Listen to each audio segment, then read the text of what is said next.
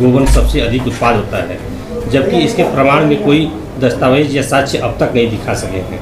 वह तो यहाँ तक कह रहे हैं कि योगी आदित्यनाथ गोमांस के व्यापारी भी हैं। अखिल भारतीय संत समिति क्या कहेगी इस पर? अखिल भारतीय संत समिति क्या, इस देश का एक एक हिंदू और संत यह मानता है कि ये साधु के वेश में एक कालनेमी, महाधूर्त और एक झूठा व्यक्ति है। इसने जो जो कुछ कहा यह एक प्रपंच और झूठ के अतिरिक्त कुछ नहीं है। मैं यह मानता हूँ कि यह व्यक्ति भगवा कपड़ा डाल करके जॉर्ज सोरोस का एजेंट है और ये चर्च मिशनरियों के लिए काम करता है। इसके गुरु तो अपने माइग्रेन भी चर्च के पादरियों से झड़वाते थे। तो उसका क्या कहना, 2-3 घटनाएं हुई। ये अयोध्या में चिल्ला चिल्ला करके कह रहा था यह व्यक्ति कि हनुमानगढ़ी में नमाज नहीं हुई। शाम तक हमने नमाज के सारे वीडियो फुटेज जब सार्वजनिक कर दिए, मुकदमे की पूरी फाइल जिसमें ज्ञानदास ने कोर्ट में लिखित माफ़ी मांगी थी, सार्वजनिक कर दिए, तो ब्रजभूषण शरण सिंह जी जैसे वो एक सम्मानित व्यक्ति है, उनको लगा कि कहीं उनसे गलती हो गई, उन्होंने क्षमा मांग ली। लेकिन क्या इस दोगले ने क्षमा मांगी? क्या इस झूठ के लिए इसने कोई प्रायश्चित किया? ये साधु के कपड़े में एक मुश्त नख से सिख तक सिर्फ और सिर्फ पॉलिटिक्स, देश के पत्रकारों को गालियाँ देना, देश के मूल संत समाज को गालियाँ देना, सबको गाली देते हुए। और योगी आदित्यनाथ जी संत हैं कि नहीं है, ये सर्टिफिकेट इनसे चाहिए क्या? ये कौन लोग हैं? सुप्रीम कोर्ट ने जिन्हें प्रतिबंधित किया हुआ है कि इनका अभिषेक भी नहीं हो सकता, ऐसे लोग क्या बताएंगे? और गो विष्ट यात्रा में कहीं 50 लोग भी आए क्या?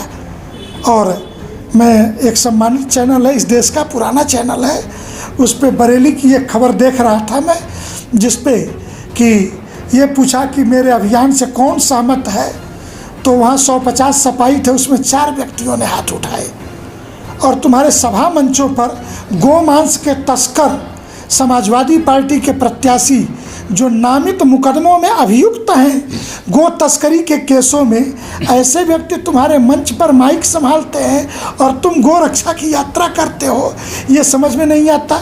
दूसरे की तुम्हारी जुबान तमिलनाडु के प्रकरण में क्यों नहीं खुली कि जिस प्रकरण में तमिलनाडु के हाई कोर्ट ने गो हत्या पर प्रतिबंध लगाया और तमिलनाडु सरकार ने सुप्रीम कोर्ट में अपील की।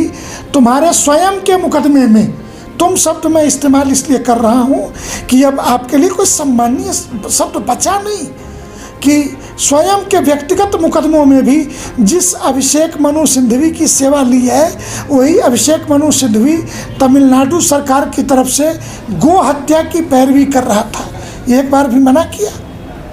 भारत की संसद में जो आपने सुप्रीम कोर्ट के अंदर कि मैं शंकराचार्य हूँ, इसमें सबूत क्या लगाए कि कांग्रेस की राष्ट्रीय महासचिव प्रियंका गांधी ने मुझे शंकराचार्य माना। तो वही प्रियंका गांधी संसद के परिसर में, भारत की संसद में खड़े होकर के गो वैज्ञानिक, गोमूत्र वैज्ञानिक कह करके भारत के एक महान साइंटिस्ट का मजाक उड़ा रही थी। कभी जुबान फूटी क्या? स्वाभाविक है कि यह चरित्र दोगला चरित्र कहलाता है और ऐसे चरित्र को जीने वाले को साधु संत की श्रेणी में नहीं रखा जाता। वो तो योगी आदित्यनाथ को संत नहीं मानते हैं और लगातार मंचों से भी। अच्छा, इस देश में ढोंगी और पाखंडी है योगी आदित्यनाथ। योगी आदित्यनाथ जी क्या है ये देश जानता है। योगी आदित्यनाथ के एक अपील पर इस देश के हजारों साधु संत खड़े हो जाएंगे, परंतु इनके लात खाने के बाद भी जिस सपा ने पटक करके इसी काशी में पिटवाया, ठीक से लठ बजाए, उसी सपा के उस कुत्ते की तरह व्यवहार किया कि जो 4 लाठी खाने के बाद एक रोटी का टुकड़ा पाने पर दुम हिलाते हुए उसके पास पहुंच जाता है। यही तो तुम्हारा आचरण है, यही तो तुम्हारा व्यवहार है। और रही बात, इस देश का कौन साधु संत है जो उस व्यक्ति को बुलाता हो? किसने बुलाया? कौन इस देश का प्रतिष्ठित साधु संत है जो इस व्यक्ति के भंडारे में या कहीं मंच शेयर करता हो, कहीं कथा वार्ता में बुलाता हो? संत के प्रतिष्ठा का अर्थ क्या है भाई? यज्ञ में, पूजा पाठ में, जिस प्रकार एक शब्द हमारे यहाँ जात और भात, तो जात की पात से निष्कासित कर दिए जाएं तो भात से वंचित कर दिए जाते हैं। कभी आपने सुना अभिमुक्तेश्वरानंद को, कभी किसी ने समष्टि भंडारे भोजन किसी यज्ञ में किसी ने बुलाया हो? अरे अपने पैसे से तुम अपना मंच सजा करके नौटंकी कंपनी चलाओ, रोका किसने है भाई? गुरुजी राम महादेव जी ने उन्होंने इन्हें शंकराचार्य मानने से इनकार कर दिया। अखिल भारतीय संत समिति का क्या स्टैंड है? पहली बात कि इस देश के सुप्रीम कोर्ट से ऊपर तो कुछ नहीं है।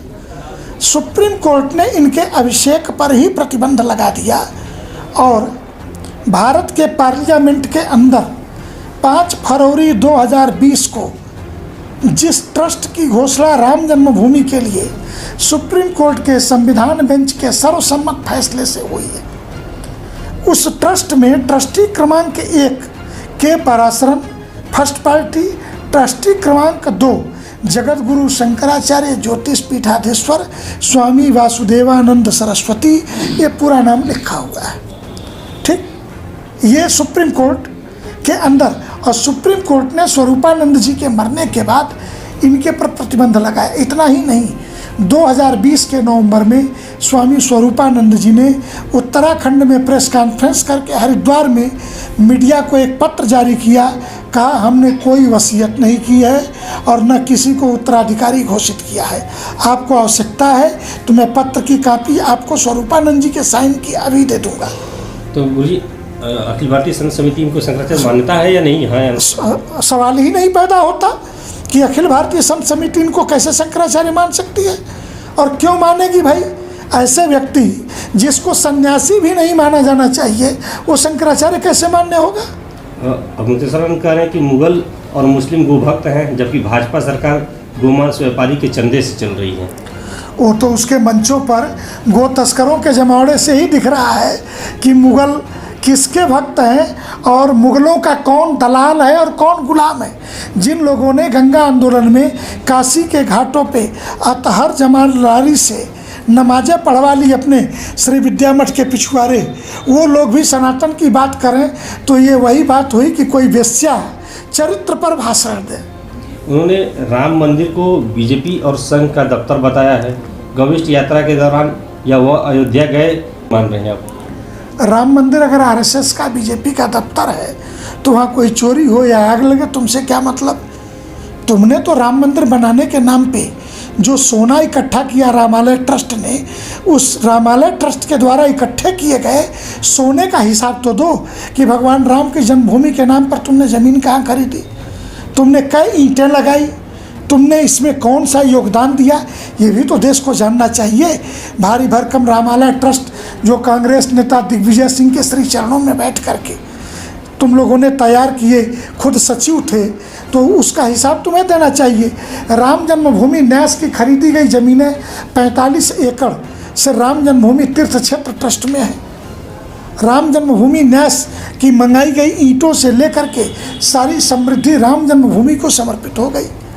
तो उसने तो कहीं कोई आपत्ति नहीं कि 67 एकड़ में 45 एकड़ ज़मीन तो तुमने क्या खरीदा?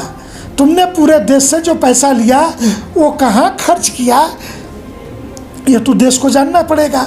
और राम जन्मभूमि का मंदिर आरएसएस भाजपा का अगर कार्यालय है और उस कार्यालय में लोग जा रहे हैं तो तुम्हें क्यों पेट में दर्द हो रहा है?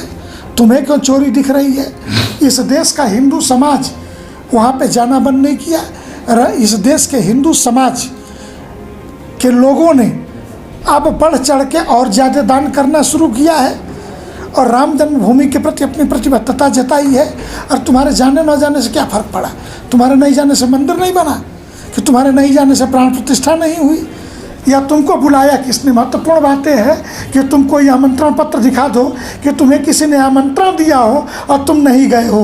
तुम तो पहले से बायकाट व्यक्ति थे और आज भी हो, तुम्हें बुलाया किसने? गुरुजी आखिरी सवाल है कि जो उनकी यात्रा थी गोविष्ठ यात्रा, उसमें समाजवादी पार्टी और कांग्रेस के लोग खुलकर सामने आए। क्या कारण है कि गोमाता के लिए अखिल भारतीय संत समिति उनके साथ नहीं खड़ी रही? इस देश में गोरक्षा का आंदोलन लंबे समय से धर्म सम्राट करपात्री जी की प्रेरणा से चल रहा है। पूज्य वृंदावन के प्रख्यात संत जगत गुरु राजेंद्र देवाचार्य जी महाराज जो प्रख्यात कथावाचक हैं, उनके संरक्षण में एक पूरा आंदोलन गौ माता के लिए, गो संरक्षण के लिए चल रहा है। लेकिन उस आंदोलन में किसी संत ने बड़ी बड़ी यात्राएं निकली गौ माता के लिए, किसी संत ने किसी सत्ता सरकार को गालियां नहीं बकी, उस भाजपा के शासन के राज्य हों या विपक्ष के शासन के राज्य हों, एक सभ्य तरीके से यात्रा निकाली। क्या कारण है कि आपका कोई भी अभियान विधानसभा और लोकसभा को ही आधार मान के होता है। 2019 की लोकसभा याद करिए, जब श्रद्धेय नरेंद्र मोदी जी ने काशी विश्वनाथ धाम कॉरिडोर का शिलान्यास किया और उस समय विश्वनाथ मंदिर के आसपास के टूटने वाले मकानों के विरुद्ध वाराणसी लोकसभा में यात्रा कर करके पाँव में फटे बेवाई इनकी सो कॉल्ड मीडिया के द्वारा दिखाई जा रही थी। क्या उखाड़ लिया भाई, क्या बना लिया? बड़े सीधे शब्दों में मैं पूछ रहा हूँ। तब यहाँ से 4.5 लाख से ज़्यादा मतों के अंतर से मोदी जी चुनाव जीत गए। अब मैं इतना डंके के चोट पे कह सकता हूँ कि इस दुष्ट की गो के लिए नहीं, इसकी दुष्ट यात्रा थी, कोई विष्ट यात्रा नहीं थी, ये दुष्ट यात्रा थी।